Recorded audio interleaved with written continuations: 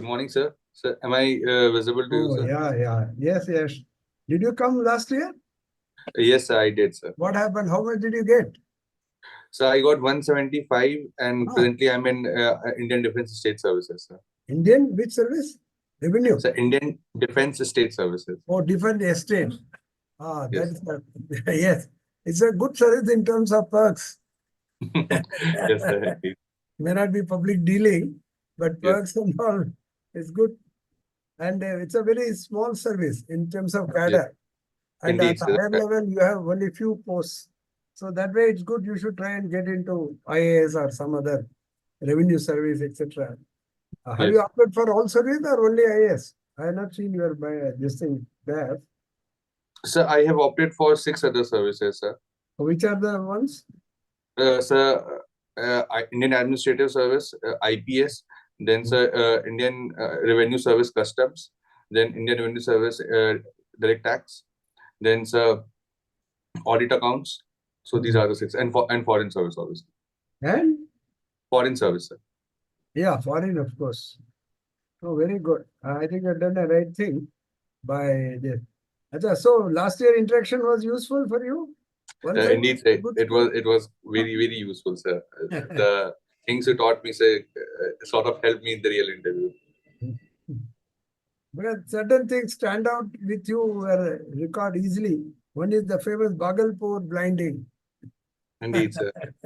Yes, sir. So I can't help asking about it. It's a very sad thing, but there it is.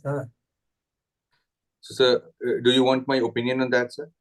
No, first what it is, and then your opinion. Yeah. So, sir, actually, in 1979, 1980, the incident took place because of the high crime rates in Bhagalpur.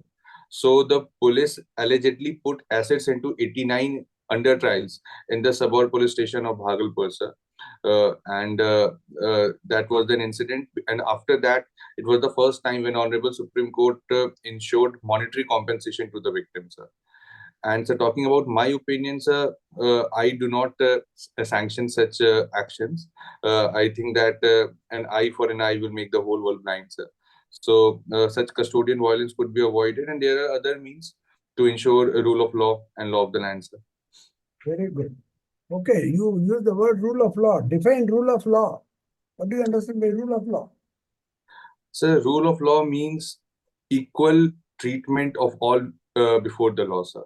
So that there is no one above the law, and law treats every individual on the same parameters.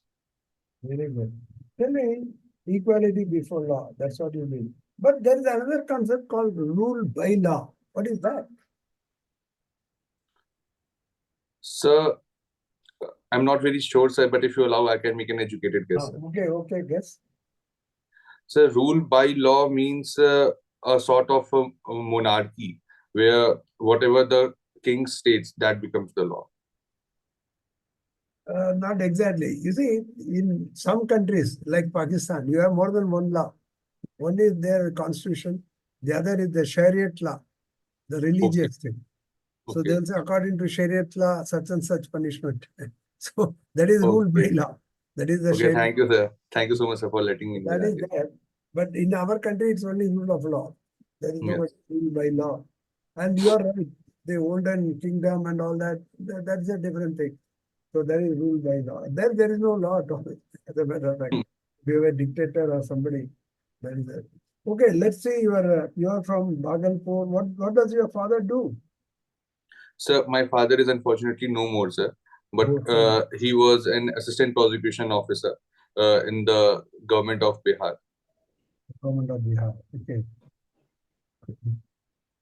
You qualification wise, you are nautical say no. What have we done? Are you a Navy fellow? Sir, the Merchant Navy, yes, sir. Merchant Navy, great.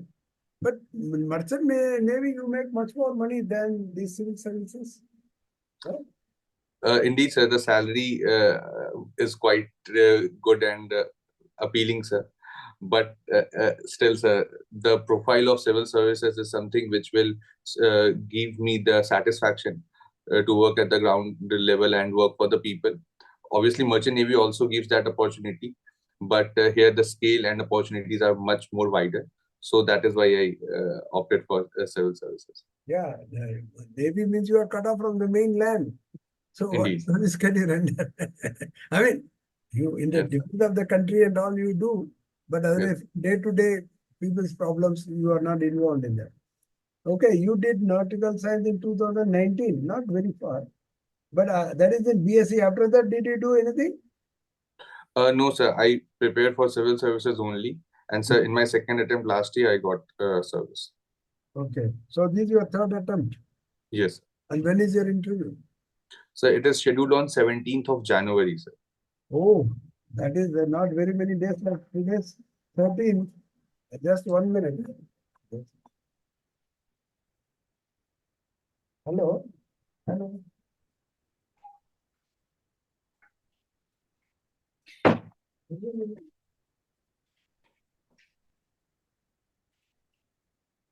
No, I'm on the online interview.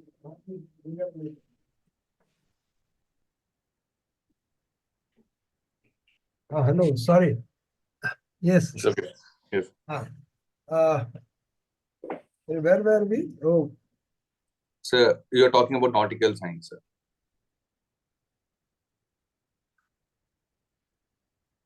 yeah, nautical science. Acha, tell me, what is the nautical mile? We talk of nautical mile in Indian context. What is the extent of our ownership? Nautical miles means how many miles or kilometers? Miles, no? So nautical miles, on an average, it equals to 1.852 kilometers, sir. But in terms of Mercator ceiling, the value keeps changing considering the curvature of the Earth. But if we take the average of it, it is 1.852 kilometers. But in the high sea, how do you demarcate? There is no line or anything.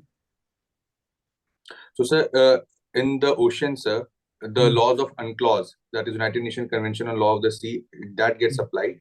And based on that, from the baseline to 12 nautical miles, we have the territorial waters, where we have exclusive sea, space, and air rights. Then from 12 nautical miles to 24 nautical miles, we have contiguous zones. There we have fiscal, customs, and immigration right. And then again, from 12 nautical miles to 200 nautical miles, we have exclusive economic zone. So there we have the rights of judicious exploration of minerals. No, especially for neighboring countries, say like India, Pakistan. So it will be a real difficulty in knowing, the limits, where are our rights and their rights. Sir, indeed, if we have the baseline, sir, then the 12 nautical mile is considered as the territorial waters. But again, if the land borders are close to that, then we use the Thalweg principle. So that the Thalweg principle states that if there is a water body between the two land masses, then the middle will be treated as a boundary between the two. Because we have a problem with Sri Lanka also. Our fishermen, it really bothers the fisher people. Fishermen, yes. They arrest them and they say you have crossed the boundary line. Yes, sir. This has been the issue, sir, particularly after 1970s, and particularly in the Kachatibu Island. This issue has been there. That is because in maritime, the borders are not physically demarcated, and sometimes fishermen of either side does not have that proper equipment, radar, and proper charts to locate their locations. So sometimes fishermen crosses each other's maritime boundaries as well. So this has been the issue, sir. Very good. Okay, now new field. Tell me, define monetization. What do you understand by monetization?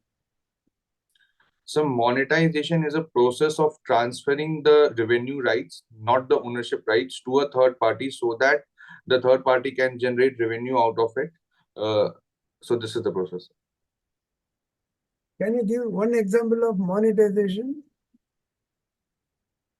So Ministry of Railways has monetized several of its lands to the private parties of late. Yes, sir. This is what I was trying to, because you are in defense estates. Now, defense estate, you have a whole lot of land all over the country, right? And yes, sir, some of them are illegally occupied or encroached upon.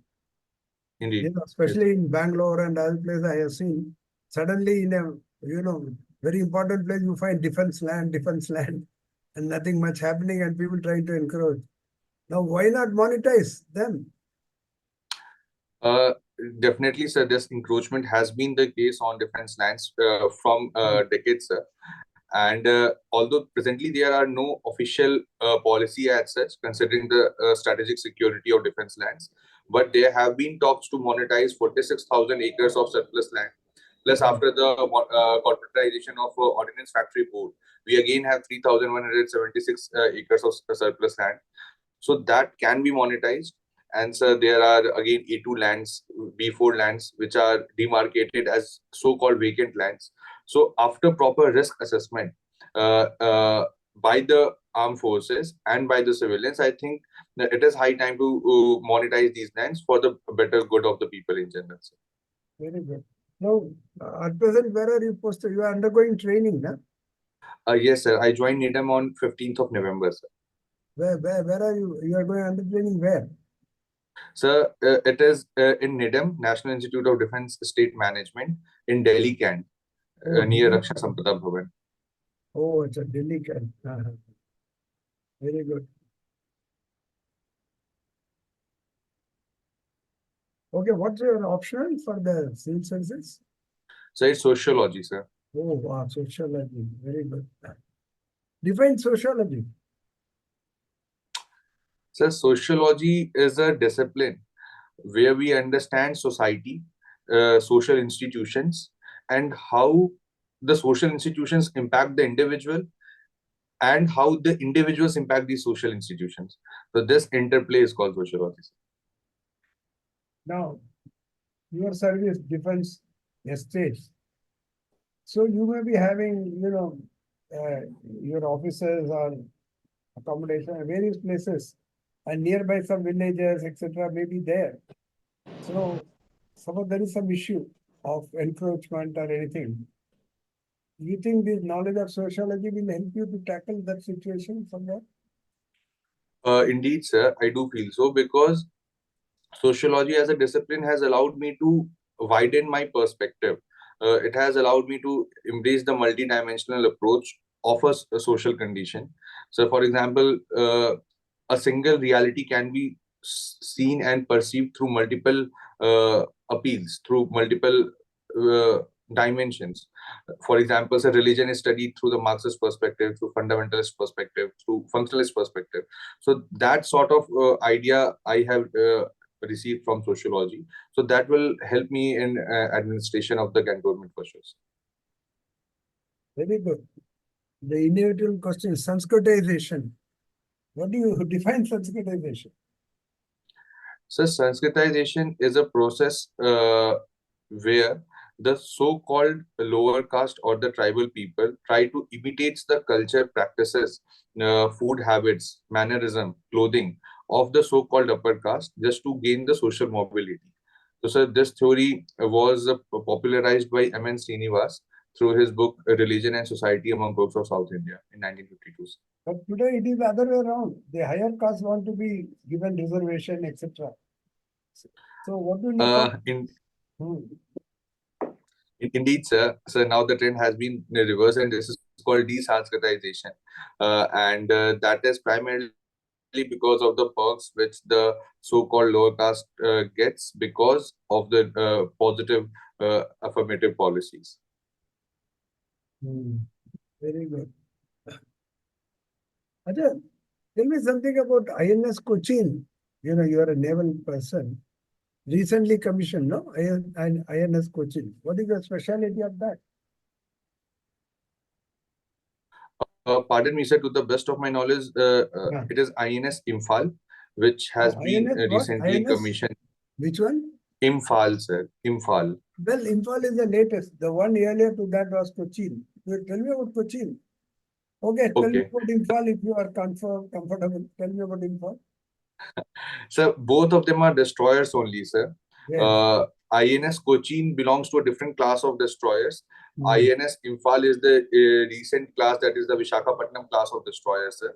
Yeah. And both are equipped with anti-torpedo facilities, anti-submarine warfare facilities. Their length is around 163 meters, and they are primarily used for offensive activities for escort purposes, and to give the naval strength to the countries. But now it's required more, no? You see the pirates on the high seas. Huh? So to fight them and all that. And what's happening in Red Sea? They are having some issues, no? Our oil tankers and all are being targeted. Yes, sir. Sir, in the Red Sea, sir, yes, sir, because of the conflict between the Israel and the Hamas of Palestine, the Houthi rebels have come in support in the Palestinians. And as a measure of retaliation, sir, they are attacking the ships earlier, which were primarily Israeli ships, and now they have started attacking all the ships passing by the Red Sea, backed by the Iranians as well. The drone attacks are also taking place. And to check that, the United States has launched Operation Prosperity Guardian along with 10 other countries. And India, also being the net security provider of the Indian Ocean, they have also sent some of their destroyers like INS Kolkata, INS Cochin, sir. You opted for foreign service also, no? So yes, I did. Tell me what is happening in Maldives. Why are they behaving in this way? Sir, the geopolitics of the Maldives can be understood through the internal politics of the Maldives. So the new elected president, President Muzi, rather pronounced as Mizu.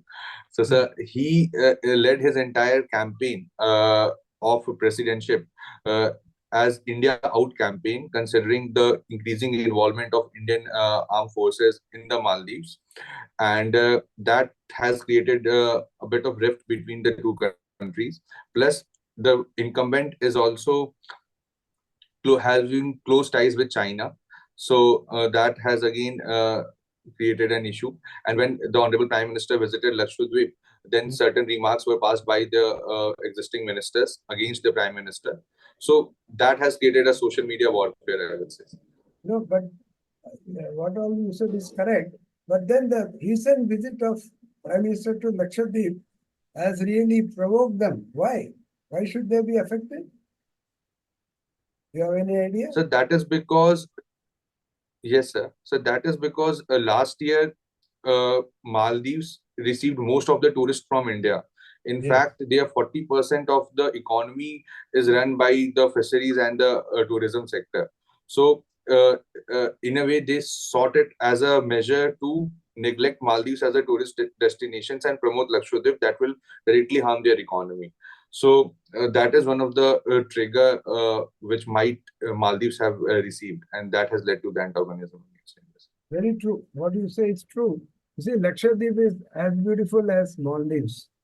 Only thing is, it's much smaller than Maldives in terms of islands. See, Maldives, they have more than 1,200 islands, small islands. Most of them have been converted into hotels. You know. Yes, so the private resorts they have made. Yeah, yes. all resorts. Well, in Lakshadweep, we do have small islands, number of them, but not to that extent. But then, once we develop Lakshadweep, people need not go to Maldives just to get the pleasure of, the open island and all that. So that way, their economy will be definitely affected. So that is the reason. Good. Anyway, but we have done a lot for them. Do you agree with that? Maldives, all these years? Indeed, sir. So be it the Operation Cactus in 1988, or be it the infrastructural impetus which we give through investments. Even, yes, sir. So we have done a lot for them, sir. But this is geopolitics in its own form. It's always like that, you see. Okay, now you are from Bihar, no? Yes, sir. Your state is Bihar. Okay, tell me something about Bihar. What do you think of this census, the caste census? Sir, the caste census did took place because they want to map the demography of the state, understand the social mobility within the caste, and also to restructure the reservation system based on the subcategorization of OBCs. But sir, in my humble opinion, sir, such caste census would further compartmentalize the society. It might generate caste consciousness among the people even more, and it is it is a burden on the fiscal health of the state as well, because it is a long-term exercise. So rather than going for caste census and identifying demography based on a certain social identity, there can be other measures to understand the development of the state. For example, we have NFHS, we have sample registration survey, we have census. So their data can be utilized to understand the demography in a better way. Very good. Now, Finance Commission. What is the role of Finance Commission? So the role of the Finance Commission is to redistribute the fiscal resources between the central government and the state government. It is a recommendatory body, sir. So the vertical distribution between the center and the state, and the horizontal distribution among the states is also being recommended by the Finance Commission, sir. Have they announced the latest Finance Commission? Along with this, just to be again of the finance, sir. Now they announced which number it is 15, 16. Pardon me, sir, I couldn't hear you. No, which Finance Commission they announced? The chairman? Who is the chairman? So presently we have. Hello. So presently we have the 15th Finance Commission, and Mr. N.K. Singh is the. So, am I audible, sir? Yeah, it's somewhat disturbing. It's not very clear. Anyway. So am I audible? Yeah, now it's okay. Who has been named as head of the 16th Finance Commission? So am I visible now, sir? No, I can't hear you. Yes. Where were we? Okay, I'm sorry, sir. So you were talking about the Finance Commission, sir. Yeah, I was asking you about who has been named as the chairman of 16th Finance Commission. So, sir, it is Mr. Arvind Pangaria, sir. Yeah. Who was the former chairman of yes. Asian Development Bank and also the vice chairman of Niti Aayog. Yeah, good. Okay, I think we'll stop here. You are very good, very confident. Your manner and tenor of replies are very good. I mean, try to be brief to the point. You are fairly okay, I must say. Read current affairs, especially from defense point of view. You are part of defense estate, which is the part of defense ministry. So given that, they may not ask you any sensitive question, but at least broad parameters, etc. Major things which are in public domain, you should know. Okay, especially in terms of procurement of aircraft or manufacture of aircraft, etc. Things which are available in public domain in newspaper, you should be able to say. Don't say anything beyond that. Because of being in that service, you may have some access, I don't know. But in any case, don't bring in that. I don't think they will expect you to give any sensitive or any such remarks. But as I asked you about INS Vikrant and, sorry, not Vikrant, Cochin, Imphal, all those things you should know because it's again a public thing. And those, naval ships are very important from different. And then sociology read up and current affairs, national, international, and about Bihar, some statistics, educational literacy.